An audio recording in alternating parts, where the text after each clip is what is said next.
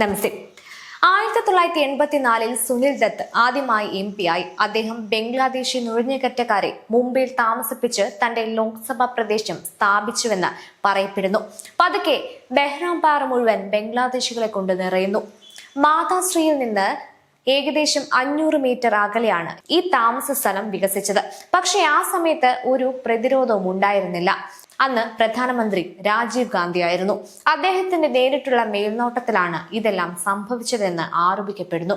ആ സമയത്ത് രാജ്യത്തും സംസ്ഥാനത്തും മുംബൈയിലും ആർക്കാണ് അധികാരമെന്നും മുംബൈയിൽ ആർക്കാണ് സ്വാധീനമെന്നും എല്ലാവർക്കും അറിയാം.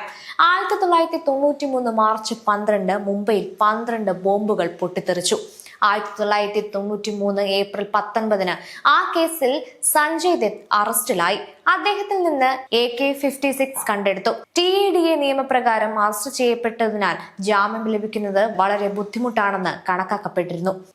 1993 ഏപ്രിൽ 24-25 സുനിൽ ദത്ത് ബാൽ താക്കറെ കണ്ടു.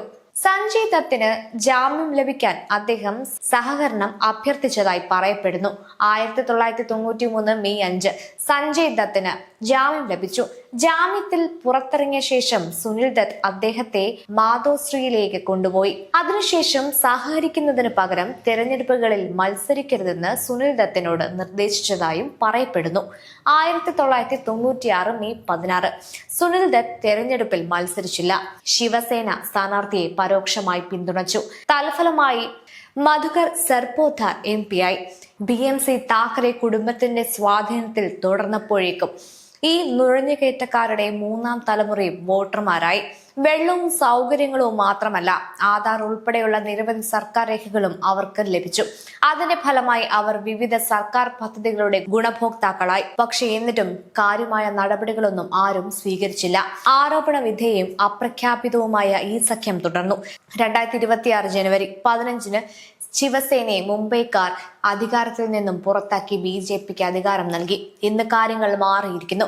സംസ്ഥാന സർക്കാരിൽ ഉദ്ധവ് താക്കറെയുടെ ശിവസേനയോ BMCയിൽ കോൺഗ്രസിന്റെ സ്വാധീനമോ താക്കറെ കുടുംബത്തിന്റെ നിയന്ത്രണമോ ഇല്ല.